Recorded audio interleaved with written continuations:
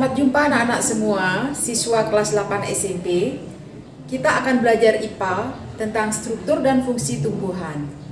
Ibu berharap kalian tetap semangat untuk belajar di rumah. Selanjutnya kita akan lihat tayangan PowerPoint tentang struktur dan fungsi tumbuhan berikut ini. Struktur dan fungsi tumbuhan. Kompetensi dasar mendeskripsikan struktur jaringan penyusun akar. Mendeskripsikan struktur jaringan penyusun batang. Mengidentifikasi struktur jaringan penyusun daun. Endodermis akar terdiri dari selapis sel yang tebal. Sel-sel endodermis memiliki pita khas pari, yaitu bagian seperti pita yang mengandung gabus atau suberin atau lignin yang fungsinya mengatur jalannya larutan yang diserap dari tanah masuk ke silinder pusat.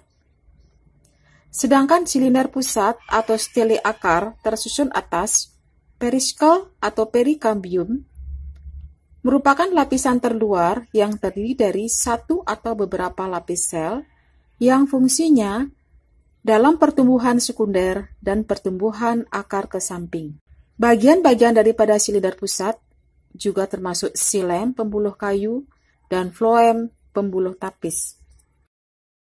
Akar tumbuhan monokotil dan dikotil dapat dilihat jelas pada gambar. Pada akar tunggang atau tumbuhan dikotil terlihat ada satu sulur yang memanjang searah dengan pertumbuhan batang, sedangkan pada akar tumbuhan monokotil terlihat banyak serabut yang juga di dalam kecambahnya terlihat jelas yang mana merupakan tumbuhan monokotil dan tumbuhan dikotil. Struktur jaringan penyusun batang pada tumbuhan monokotil dan dikotil dapat kita lihat pada slide berikut ini, di mana kita bisa perhatikan bagaimana perbedaan xilem pada dikotil dan monokotil, floem pada dikotil dan monokotil, juga epidermis dan korteks yang dimiliki oleh tumbuhan dikotil. Bagaimanakah ciri-ciri daripada batang tumbuhan monokotil? 1. Ikatan pembuluhnya tersebar. 2. Floem serta xilemnya bersebelahan. 3. Tidak memiliki kambium di antara floem dan xilemnya. 4. Tidak terjadi pertumbuhan sekunder. 5. Jaringan dasar tidak dibedakan menjadi korteks ataupun empulur. 6. Memiliki sel-sel seludang pembuluh. Bagaimanakah ciri-ciri daripada batang tumbuhan dikotil?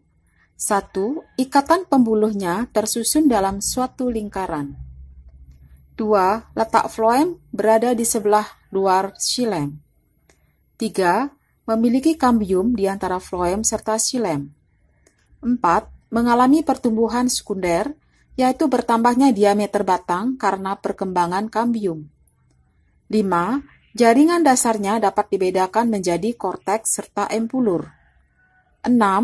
Tidak mempunyai sel-sel seludang pembuluh, atau sel-sel khusus yang membungkus xilem dan floem seperti yang ada di daun.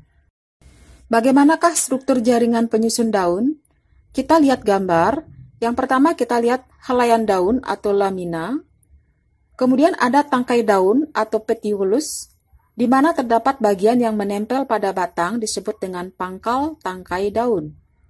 Ada juga tumbuhan tertentu yang tidak bertangkai daun, misalnya rumput. Berikutnya adalah bagian pelepah daun atau folius. Pada tumbuhan monokotil, pangkal daun pipih dan lebar serta membungkus batangnya, misalnya pelepah daun pisang dan pelepah daun talas. Bagaimanakah struktur daun bagian dalam? Dapat kita lihat pada gambar berikutnya, di mana pada bagian terluar dari daun adalah kutikula, kemudian epidermis atas. Berikutnya adalah jaringan mesofil yang terdiri dari jaringan tiang dan jaringan bunga karang. Kemudian berkas pembuluh angkutnya adalah xilem dan floem. Di bawahnya itu adalah bagian epidermis bawah, di mana terdapat stomata dan sel penjaga. Demikianlah pembahasan kita tentang struktur, akar, batang, dan daun. Sampai jumpa pada materi selanjutnya. Demikianlah anak-anak semuanya, pembelajaran IPA kita kali ini tentang struktur dan fungsi tumbuhan. Silakan lanjut lagi lebih banyak belajar dari buku referensi yang sudah kalian miliki.